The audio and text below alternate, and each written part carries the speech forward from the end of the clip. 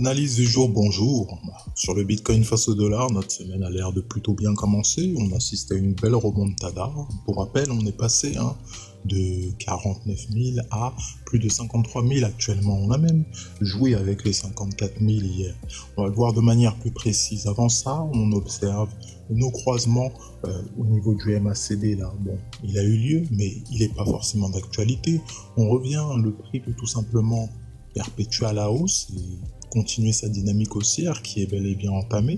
Bon, là, on voit qu'on est au-dessus de 50 comme d'habitude pour ce qui est de l'indice de force relative. Effectivement, le rebond au niveau du RSI se confirme. L'unité de temps journalière nous dit quoi? Bon, on réintègre le nuage. La réintégration du nuage a été évidente, elle a été très très forte. Là, actuellement, on est en train de taper au niveau de notre droite de tendance, notre fameuse droite de tendance qu'on avait tracée, qui nous avait bien servi par la suite d'ailleurs. On va voir comment le prix va se comporter au niveau de cette droite de tendance, puisque c'est très intéressant. On a clôturé même sur celle-ci, comme vous voyez. On a même clôturé en effectuant une cassure de Tenkan en même temps.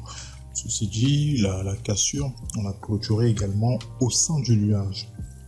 Donc actuellement, c'est une journée charnière, une journée charnière qui va clairement nous donner deux mouvements possibles. C'est soit, dans un premier temps, on va retourner sur nos niveaux précédents qu'on avait, soit on va bel et bien casser cette droite de tendance, et vous vous en doutez bien que un mouvement va s'en suivre, un mouvement qui risque de choquer pas mal de gens, c'est-à-dire que ça risque d'être très très dynamique.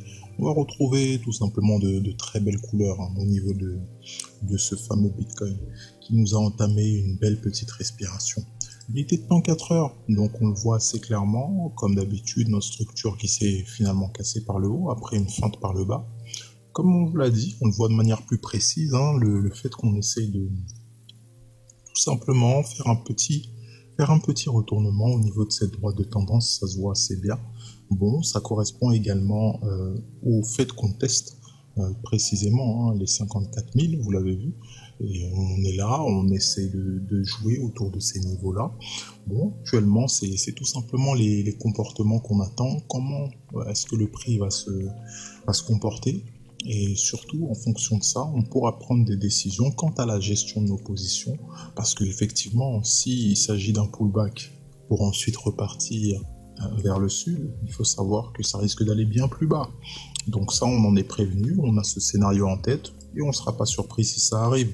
Actuellement, vous voyez cependant qu'en unité de temps 1 heure, on est au-dessus de ce nuage, au-dessus du nuage Ishimoku, on a même passé quasiment toute la journée au-dessus, donc c'est assez visible à quel point les acheteurs ont décidé de reprendre la main. En tout cas pour la journée d'hier, la dynamique haussière s'est bien installée, mais il faut le dire. Ceci dit, on constate effectivement ce fameux barrage au niveau des 54 000.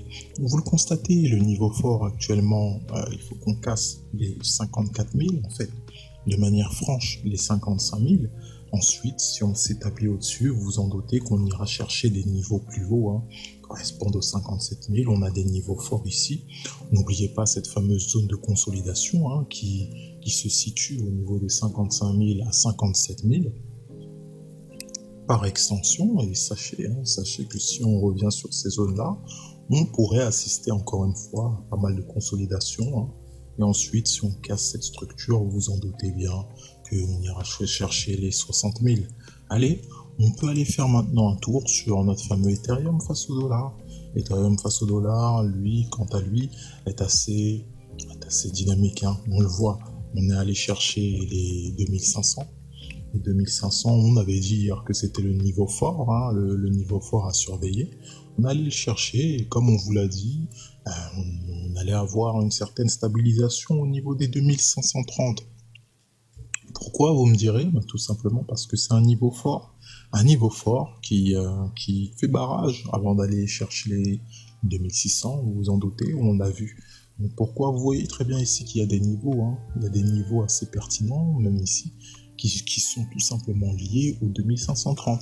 C'est une petite zone de bagarre actuellement que le prix a trouvé, a créé tout simplement, et qui actuellement fait barrage. Une fois qu'on va casser les 2530, c'est assez clair au niveau de l'Ethereum, comme d'habitude, cet actif suit très bien ses niveaux.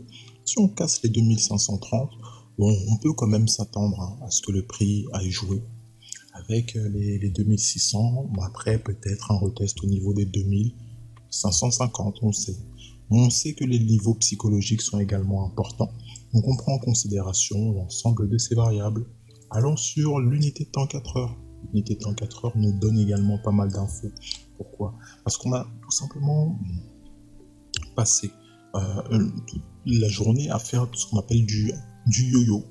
Pas mal de yo-yo, on remarque assez clairement, c'est-à-dire on va faire une bougie verte, une bougie rouge, sans forcément faire de plus haut ou de plus bas vachement significatif.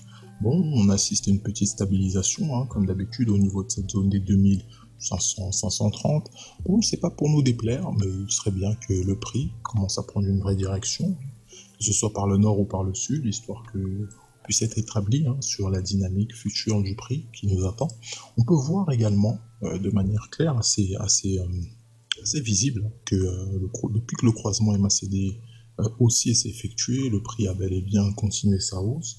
On n'oublie pas qu'en unité de temps 4 heures, oui, on a retrouvé un cap haussier au-dessus des 2000, au-dessus des 50 hein, pour l'indice de force relative. Donc on prend le temps d'également visionner comment s'est passée notre journée d'hier, vachement haussière, on peut le dire. C'est-à-dire que on a fait un chandelier quasiment plein.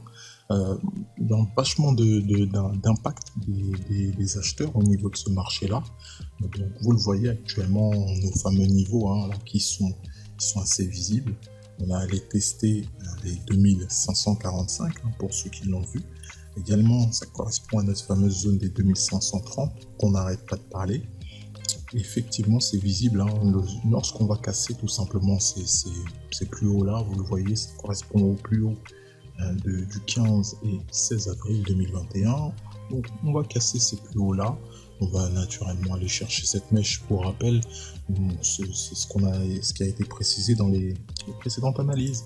Vous voyez notre semaine, notre semaine sur l'Ethereum s'annonce très riche en émotions. Effectivement, on enchaîne les semaines positives. Donc, on constate que l'ensemble des scénarios sont assez compréhensibles hein, sur nos deux actifs phares. À vous de maintenant gérer vos positions de la meilleure manière qui soit. Et vous savez que c'est ce qu'on vous souhaite. Donc, n'oubliez pas, prenez soin de vous et on se retrouve à la prochaine. Bye bye.